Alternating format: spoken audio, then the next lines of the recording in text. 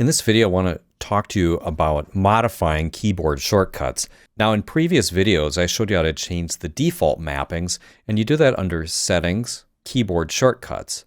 And you can reset the defaults. You can load Ableton Live, Cubase, or the alternative traction key mappings, which I've been using for this video series.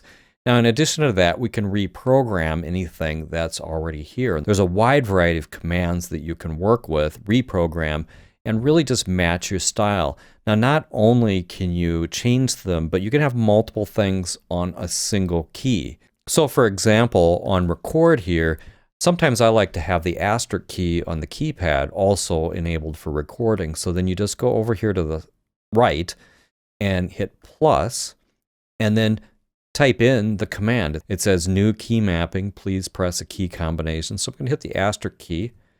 And you can see there's the numpad asterisk key, and since it's not mapped to anything yet, I can go ahead and use that. Now you can see I can enable recording using R or the numpad asterisk key. Now, let me go down to Edit. There's a new duplicate function that came in version 5, and if we want to assign that to something, which I use the D key, just hit plus, and then hit D, and we can assign it. Now, I'm going to go and try to assign it to Command D. So to do that, I can change it. So just click on it, and you can change the key mapping. We'll try Command D. That's also available. Shift D. Let's try setting it to F2. Now, F2 is already assigned to something, so it says it's currently assigned. If I say OK, then I could go ahead and change that, and it would change the keyboard assignment, unassign it to the thing that it's assigned to, and then assign it to this command. So we'll leave that set up that way. Now, another thing I've decided to change here is show or hide the control section. I have that set to F11, which works fine, but I want to set it to P to show or hide the controls panel. So I'm just going to click on it. I'll change this key mapping and put in P. And that works just fine. And then I'll change showing, hiding the inputs, filters, and controls. That's set to Shift 11. I'm going to change that to F11. Now, once I've got my customized settings, I can give them a try. So if I go here and hit P, you can see it opens and closes that. If I go here and hit D, you can see I can duplicate clips with that. Works really well. If I want to show and hide all of the panels, I've now got that set to F11. And these are just examples. You can set your keyboard shortcuts up any way that you want.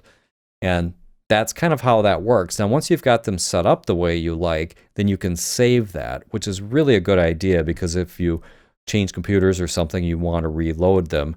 So we can do save key mappings. And then in the traction folder that I've set up before, I've created a track keys folder to store these. I've got separate versions for Windows and for Mac, but regardless, you can come up with a way to identify these. And I'll go to Mac and see I've changed these many, many times. So I've come up with my own way of identifying which one's which. This is my 20th version of the keyboard shortcuts. So I'll go ahead and save that. And then at any point, I can reload that. So if I clear all the mappings, which I can do here, I'll just overwrite them. Then I can go right back, reload that, and I've got my custom mapping right back.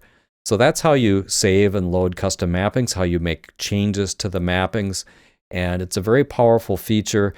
You're going to really want to take a look at what all mappings are available here. If you want to print out your current mappings, you can hit View as HTML, and you'll get a view like this that shows all of the current mappings as they're laid out at that point.